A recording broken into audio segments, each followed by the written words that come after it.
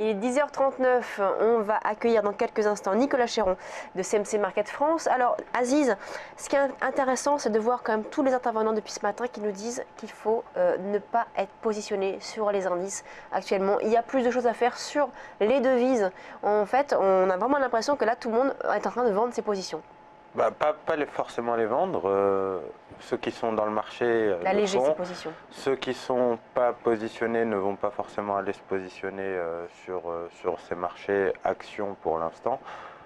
C'est vrai que, comme je vous le disais à plusieurs reprises, on a des échéances très importantes à partir de la semaine prochaine avec la BCE et la Banque centrale américaine. Donc personne ne veut être exposé avant ces échéances-là. Que ce soit sur les actions, sur les devises même, l'avantage des devises, c'est qu'on peut essayer de jouer des scénarios intraday effectivement plus facilement que sur des marchés actions.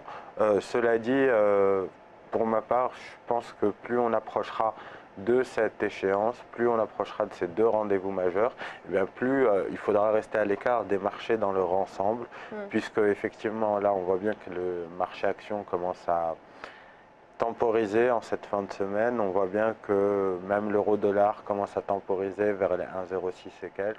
Donc plus on approchera de ces rendez-vous, plus il faut être prudent. Voilà, il faudra être prudent. Et je pense que ça, l'ensemble des investisseurs est assez d'accord sur cette ligne-là, et que du coup, on a un consensus qui est établi assez facilement et qu'on voit bien avec les intervenants qu'on a en plateau.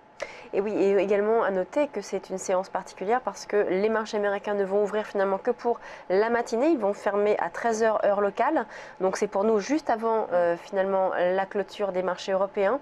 Ça devrait aussi impacter la clôture. Oui, en termes de volume, déjà, on le sait tous, hein, même en Europe, les Américains font la majeure partie des volumes traités sur les marchés européens également. Donc le fait d'avoir une demi-séance aux États-Unis, ça a un impact forcément en termes de volume et ça a un impact en termes d'échange. Donc ça se remarquera forcément sur l'évolution des indices. Allez, on rejoint tout de suite Nicolas Chéron de CMC Market France. Bonjour Nicolas. Vous m'entendez? Nicolas Chéron. Ah, on ne vous entend pas. Bon alors donc on va essayer de le rappeler, on a essayé de rappeler Nicolas Chéron tout à l'heure. On va parler avec lui notamment du DAX et du dollar yen, parce que c'est vrai que beaucoup de nos intervenants depuis ce matin nous disent qu'il y a plus de choses à faire finalement sur le marché du Forex, notamment on a parlé de l'euro-dollar et de l'euro AUD, l'euro face au dollar australien avec Jérôme Funerier, et également du DAX, du dollar index avec notamment Xavier Fenot. Donc on sent un appétit plus intéressant, plus important sur le Forex. Oui, alors l'appétit est plus important pour l'instant sur le Forex, Lucie, car comme je vous le disais, on commence à consolider sur les marchés actions. On a des indices globalement à l'image du CAC qui évoluent dans des ranges, donc on va plutôt aller chercher des opportunités du côté du Forex ou des matières premières. Alors justement, on va voir s'il y en a du côté de l'USD Yen avec Nicolas Chéron qui est avec nous maintenant. Vous êtes là? Oui, bonjour Lucie. Bonjour Nicolas. Bonjour Nicolas. Alors le dollar yen, c'est une paire que vous avez sélectionnée ce matin. Il y a une opportunité particulière sur cette paire actuellement? Alors là, si je vous ai montré du USD Yen cette fois-ci, c'est pas pour trader la paire forcément directement, mais c'est parce que, comme vous le savez, j'utilise cette paire un petit peu comme le baromètre de l'appétit pour le risque ou de l'aversion pour le risque. On a vu en fait les indices européens ces deux dernières séances fortement décoller depuis leur support. Le DAX a pris pas loin de 400 points, 500 points, alors que les États-Unis étaient plutôt stables, notamment avec Thanksgiving. Donc ce qu'on peut voir en fait sur ce graphique-là, c'est que l'USD Yen était lui aussi resté stable et donc montrait un appétit pour le risque modéré. Ce qui fait, je pense que l'Europe est montée, eh bien c'est tout simplement un concept de rattrapage. On arrive en fait au mois de décembre, on a aujourd'hui des indices qui sont aussi aux États-Unis et qui sont non loin de leur plus haut annuel et historique. Et en fait, l'Europe, par rapport aux États-Unis, est en retard par rapport à ses plus hauts de l'année. Donc l'USD Yen nous disait, voilà, les marchés sont neutres, mais l'Europe, hier, sans les États-Unis et avec peu de volume, a décidé de monter. Aujourd'hui, l'USD Yen casse sa MM20 et revient vers son support. Et cela conforte le fait que l'Europe respire ce jour et consolide suite à la hausse de ces 2 dernières séances. Et je pense que pour le prochain mouvement indiciel d'importance, il faudra regarder si l'USD Yen tient sa zone des 122, 122,50 ou non et attendre les catalyseurs de début de semaine prochaine. D'accord, donc là, on surveille quel niveau du coup pour l'USD Yen? Ah, excusez-moi, petite toux. Oui, je vous en prie. Vous On est tous malades actuellement. Donc sur le USD Yen, quels sont les niveaux à surveiller particulièrement? La zone des 122 fait pivot en fait. C'est un niveau horizontal qui a été travaillé à plusieurs reprises au premier semestre notamment. Là, depuis plusieurs séances, on travaille la zone des 122,20, 122,40. Donc je pense qu'il faut prendre une bande de fluctuation de 50 points.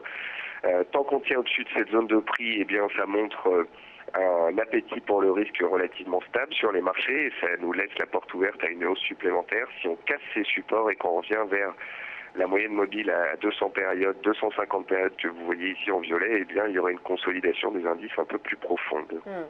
Un mot sur le DAX, on en parlait à l'instant avec Aziz, le DAX qui a pris 500 points en 2 jours, hein, c'est ce que vous me disiez tout à l'heure Aziz. Là on continue finalement, on est repassé dans le vert, on est à l'équilibre, 0,02% à l'instant, à 11 323 points. Est-ce qu'on pourrait à nouveau continuer de progresser? Est-ce que le potentiel aussi n'est pas terminé sur le DAX? Nicolas? Ah, je croyais que vous posiez la question à Aziz. Désolé, parce que souvent on est d'accord. Je peux répondre pour vous. De toute façon, je suppose, Aziz, que vous diriez la même chose que moi. on a une tendance haussière de moyen terme. On a une tendance haussière de court terme. On a des marchés qui sont soutenus par des fondamentaux favorables. On a des marchés qui sont soutenus par des spéculations sur une banque centrale favorable. Et on a des marchés, enfin, qui arrivent dans une saisonnalité positive. Donc tout ça maintient la tendance haussière. Donc tout ça nourrit la tendance haussière. Alors, ça ne veut pas dire qu'on monte en ligne droite. On voit bien sur le graphique que début novembre, on a une section de consolidation. Avec les attentats, on est revenu sur support. Lorsqu'il y a eu la Turquie qui a battu un avion russe, là aussi, on est revenu sur support. Donc en fait, toute mauvaise nouvelle fondamentale, news, géopolitique, amène des replis.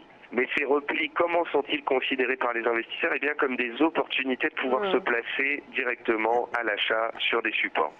Là, à court terme, ça fait 3 jours qu'on monte. On est monté en plus pendant 36 heures sans les Américains, alors que eux sont plutôt flat pendant Thanksgiving.